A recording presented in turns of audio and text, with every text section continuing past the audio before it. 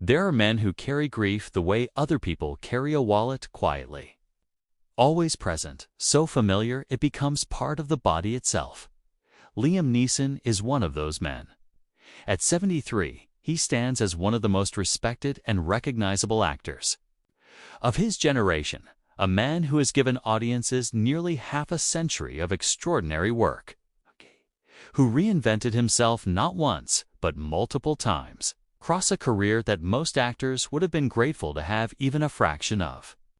And yet behind the commanding voice, the towering 6'4" frame, and the particular set of skills that made him a global icon, there is a human story so marked by loss, loneliness, and quiet endurance that it aches to look at it directly.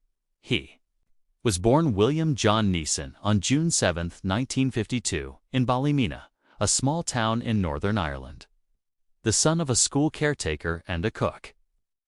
He grew up in a working-class household with 3 older sisters, in a community where the violence of the Troubles formed a constant and frightening backdrop to ordinary life. As a teenager, he took up boxing with enough seriousness that it briefly seemed like a possible future. He was tall, disciplined, and physically powerful.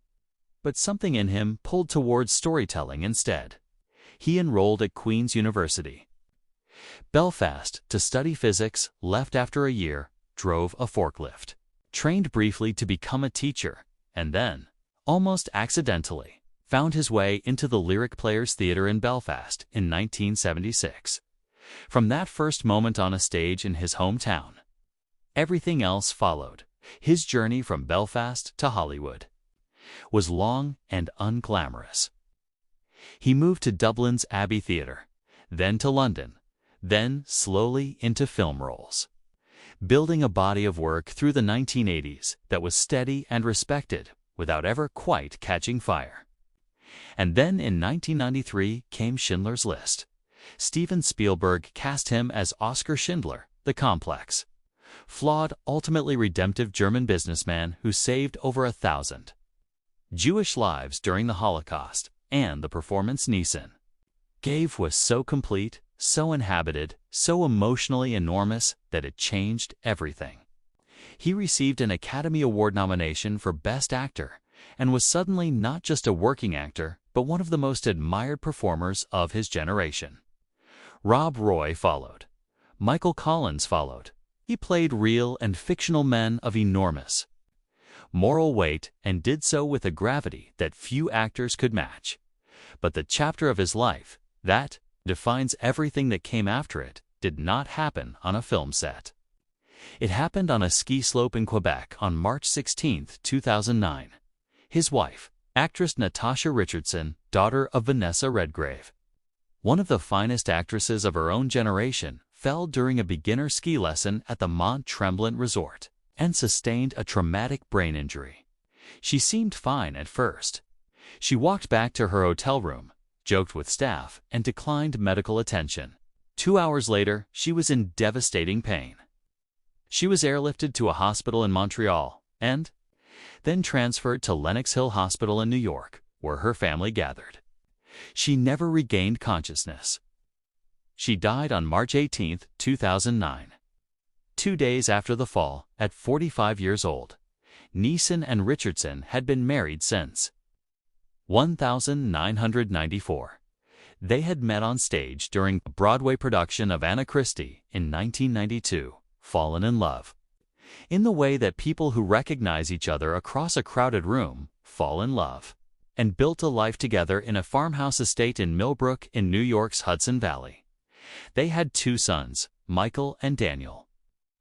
They were, by every account of those who knew them, genuinely and deeply happy together.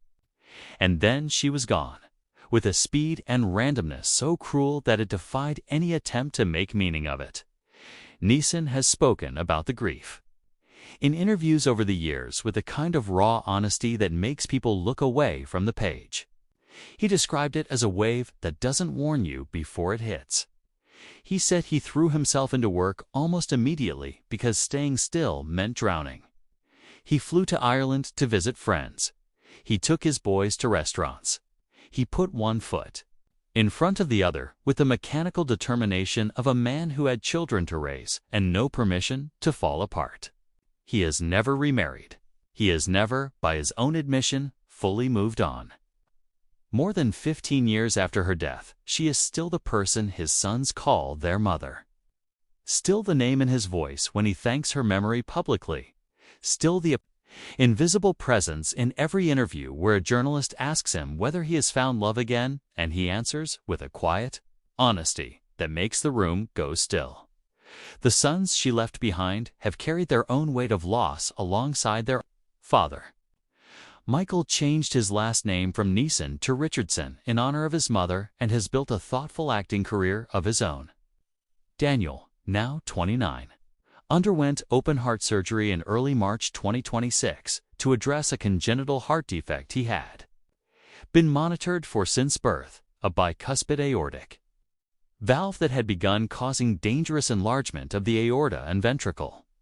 He shared the news publicly with great courage, explaining the condition in detail and thanking the medical team that had treated him. For a father who has already buried the person he loved most in the world, watching his younger son go through open-heart surgery at 29 carries a particular kind of terror that no amount of experience or wealth or fame can soften. Professionally, Neeson has spent the years since Natasha's death doing something remarkable and somewhat misunderstood.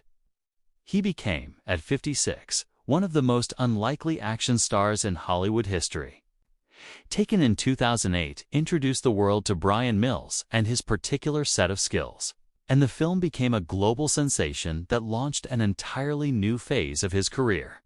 For 16 years, he anchored a relentless string of action thrillers that his critical admirers often dismissed and his audiences devoured in enormous numbers. He did it brilliantly, and he did it honestly, admitting in recent years that the work served a purpose beyond entertainment, that the physical demands of those films gave him somewhere to put the energy that grief generates and ordinary life cannot always absorb. But he is now retired from the action genre. At 73, the body tells truths the will cannot override, and Neeson has been honest enough with himself to listen. He does not want to reach a point where his longtime stunt double is fighting his battles for him, where audiences are watching someone else in his skin. He has said that clearly and without self-pity. What comes next is a reinvention horror. Comedies, family films, character roles that reach back toward the dramatic depth that always lived underneath the action star. He is still working. He is still showing up. He is still, after everything, standing. The tragedy of Liam Neeson at 73 is not that he failed or fell or lost his way. It is that he has spent